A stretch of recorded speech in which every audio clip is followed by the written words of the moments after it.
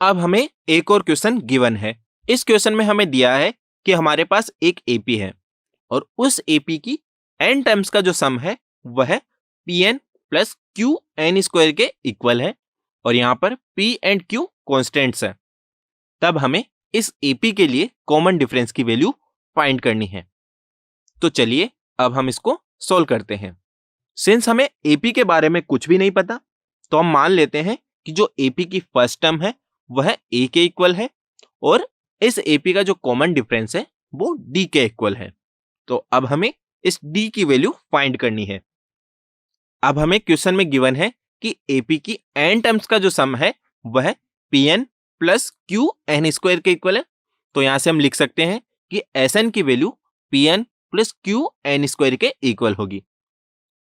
Since हमने AP की first term A के इक्वल एज्यूम की है एंड कॉमन डिफरेंस को हमने डी के इक्वल एज्यूम किया है, तो यहां से यदि हम एपी की एन टर्म्स का सम लिखें तो वह कुछ इस प्रकार का होगा कि S N is equal to N by two into two A plus N minus one into D. Since ये दोनों क्वेश्चन में हमें एपी गिवन है उसकी एन टर्म्स के सम को रिप्रेजेंट करते हैं। दैट मीन्स इन दोनों की जो वैल्यूज है वह एक दूसरे के इक्वल होनी चाहिए।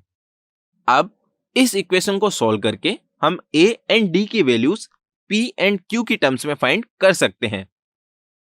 तो जब हम ऐसा करेंगे तब हमें कुछ इस प्रकार की एक इक्वेशन मिलेगी जिसमें हम एन एंड एन स्क्वायर के जो कोफिशिएंट्स है उनको कंपेयर करके ए एंड डी की वैल्यू आसानी से फाइंड कर सकते हैं। अब हमें क्वेश्चन में कॉमन डिफरेंस की वैल्यू फाइंड करनी थी, तो इसके लिए हम क्या करेंगे, इक्वेशन में दोनों तरफ एन स्क्वायर के कोफिशिएंट्स को कंपेयर करेंगे। तो कंपेयर करने पर हमें मिलेगा d upon two is equal to Q. अब हम यहां से d की वैल्यू आसानी से फाइंड कर सकते हैं, तब हमें d की वैल्यू मिलेगी 2q। तो हम कह सकते हैं कि क्वेश्चन में गिवन जो AP है उसके लिए कॉमन डिफरेंस की वैल्यू 2q के इक्वल है।